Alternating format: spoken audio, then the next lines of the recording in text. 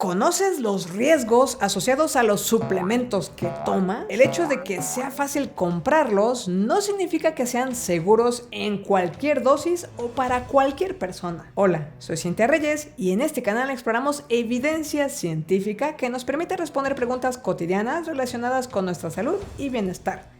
Suscríbete. Antes de otra cosa, recuerda que suele ser preferible consumir los nutrientes directamente de los alimentos y que tanto para cambios en tu dieta como para una recomendación ajustada a tu caso personal, es importante acudir con un profesional del área de la salud. Calcio. Este mineral es esencial para el funcionamiento adecuado del corazón, también para que las señales viajen por los nervios de nuestro cuerpo y obviamente lo necesitamos para nuestros huesos. Se estima que cerca del 99% del calcio en tu cuerpo se encuentra en huesos y dientes. Como probablemente sabes, el hueso es un tejido dinámico. Hay un proceso de degradación continuo de sus células y al mismo tiempo hay un proceso de regeneración. Por ello es tan importante tener una ingesta suficiente de calcio todos los días. Desafortunadamente, conforme avanza nuestra edad y especialmente en mujeres postmenopáusicas, este equilibrio se altera y la pérdida ósea supera a la formación. Esto aumenta el riesgo de osteoporosis. Por cierto que tengo un video corto en el que reviso una investigación sobre qué ejercicios son mejores para reforzar la regeneración ósea. Ahora, no es lo mismo ingerir calcio en la dieta que en suplementos. Y aún dentro de los suplementos, no es lo mismo ingerir solo calcio que calcio junto con vitamina D. Veamos algunos análisis. En esta revisión de literatura, aunque se identifican algunos artículos donde se sugiere que la suplementación de calcio con vitamina D sí es útil para reducir fracturas, resulta que si se toman en cuenta estrictamente los datos de estudios clínicos controlados, se concluye que la evidencia a favor de su uso es débil e inconsistente. Recuerda que los estudios controlados son estos en los que separas a la población de estudio en dos grupos, una que recibe un placebo y otra que sí es efectivamente intervenida. Por otro lado, desde hace ya algún tiempo se ha analizado si la ingesta de suplementos de calcio pudiera ser peligrosa. Por ejemplo, este análisis de 2010 revisó los resultados de varias investigaciones realizadas con suplementos de calcio, solo calcio, sin vitamina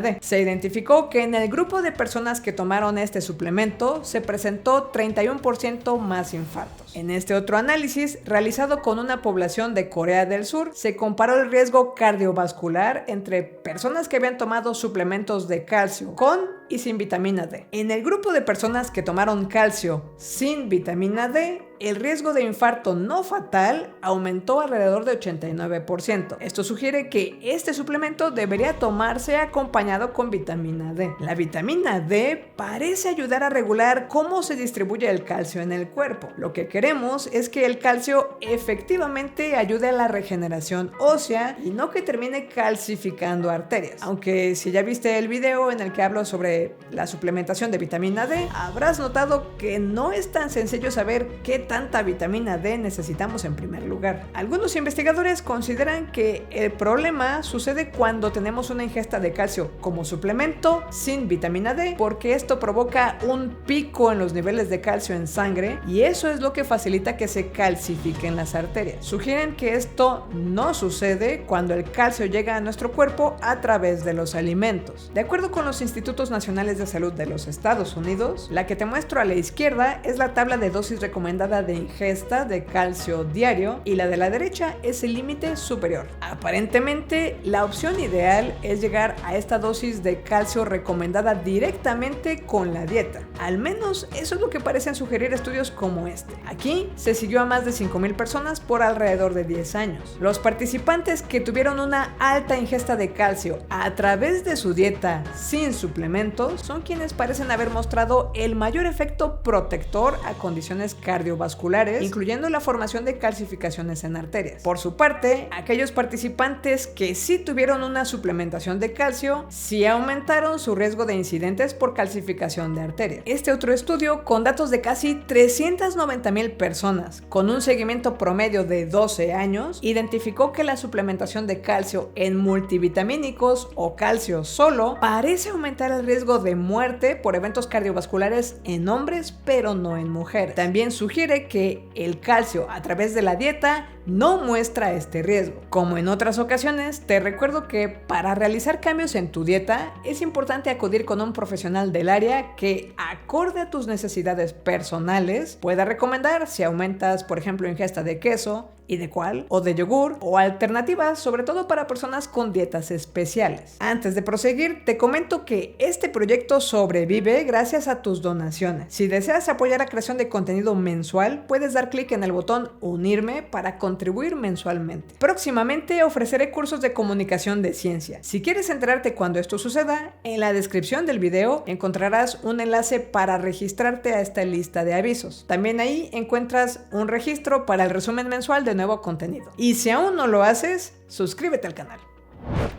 Vitamina E. Este es un antioxidante que se encuentra de forma natural en aceites vegetales, frutos secos, semillas y verduras de hoja verde como la espinaca. Debemos empezar por aclarar que la deficiencia de esta vitamina es muy rara y suele asociarse a enfermedades como fibrosis quística o enfermedad de Crohn. Se ha llegado a afirmar que la ingesta de esta vitamina como suplemento puede aumentar la esperanza de vida, que previene cáncer y enfermedades cardíacas, aunque la evidencia científica muestra resultados mezclados. Por ejemplo, en este análisis que incluye 58 estudios y más de 240,000 pacientes con un seguimiento de hasta 10 años, no fue posible concluir que efectivamente la suplementación con esta vitamina aumente la esperanza de vida y en algunos casos, con altas dosis por encima de 400 unidades internacionales diarias, se sospecha de un efecto opuesto, aunque no sabemos exactamente por qué. Este otro análisis consideró 78 estudios e incluyó a casi 300,000 pacientes, concluyendo que la suplementación en altas dosis de vitamina E y vitamina A parece de hecho aumentar ligeramente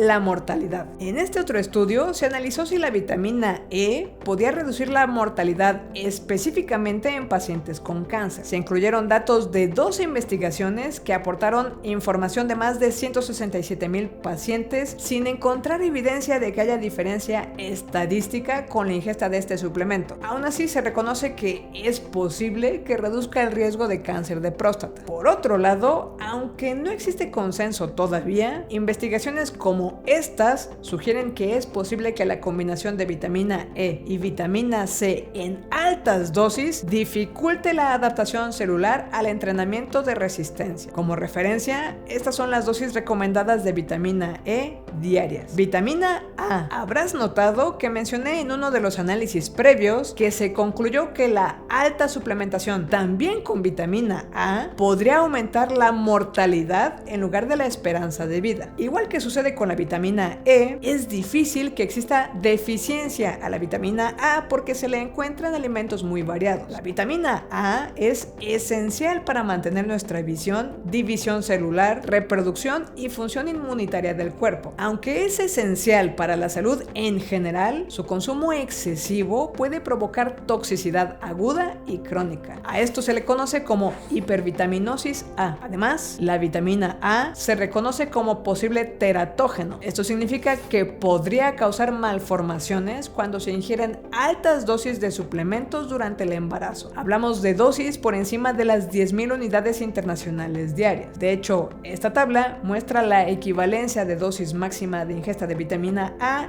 en todas sus formas, actualizada en el 2024 por la Autoridad Europea de Seguridad Alimentaria. Esos 3,000 microgramos por día que se ven en la tabla son equivalentes a las 10,000 unidades internacionales diarias que mencioné antes. Por otro lado, tanto la deficiencia como la ingesta excesiva podrían aumentar el riesgo de fracturas óseas, particularmente de cadera, cuando dicha ingesta ocurre por tiempos prolongados, al menos en algunas poblaciones que se han estudiado. Una aclaración que quizás sea pertinente hacer en este punto es que estoy hablando de suplementación oral. Mucha gente identifica a estas dos vitaminas, A y E, asociadas a un uso tópico en cremas. Ahí es otra historia. La dosificación de estas vitaminas en cremas no se suma con la dosis de ingesta de estas vitaminas por vía oral. He hablado un poco, por ejemplo, del retinol, que es una versión de la vitamina A que encontramos en cremas contra las arrugas en videos como este. Hierro. El hierro es un componente esencial de la hemoglobina, una proteína que encontramos en nuestros glóbulos rojos que permite transportar el oxígeno de nuestros pulmones a los tejidos. El hierro también es necesario para el crecimiento físico, el desarrollo neurológico, el funcionamiento celular y la síntesis de algunas hormonas. Cuando una persona tiene menos hierro del necesario en su sangre, se dice que tiene un tipo de anemia. Una ingesta de hierro elemental de 20 miligramos por kilogramo de peso no se considera tóxica. El problema es cuando hay una ingesta excesiva. De hecho, quizás hayas observado que algunos frascos de suplementos de hierro o multivitamínicos que lo incluyen tienen tapas a prueba de niños. La razón es que en los 90s comenzaron a identificarse casos de intoxicación por hierro en menores, sobre todo en niños debajo de los 6 años de edad. La intoxicación con hierro puede provocar síntomas gastrointestinales como náuseas, dolor abdominal,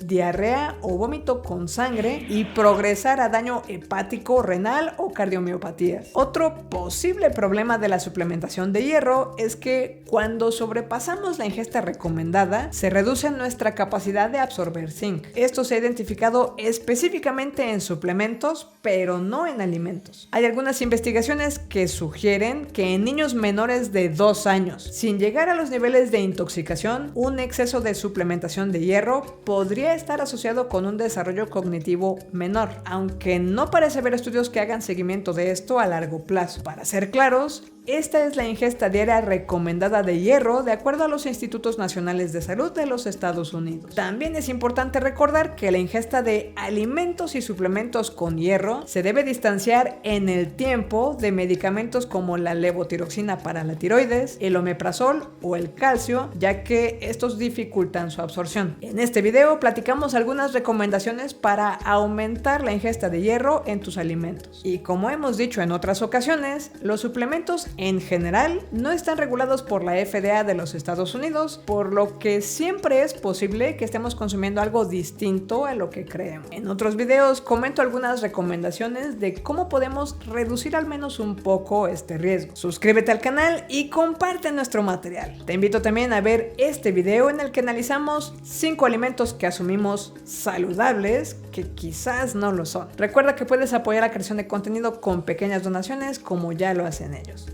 Muchas gracias.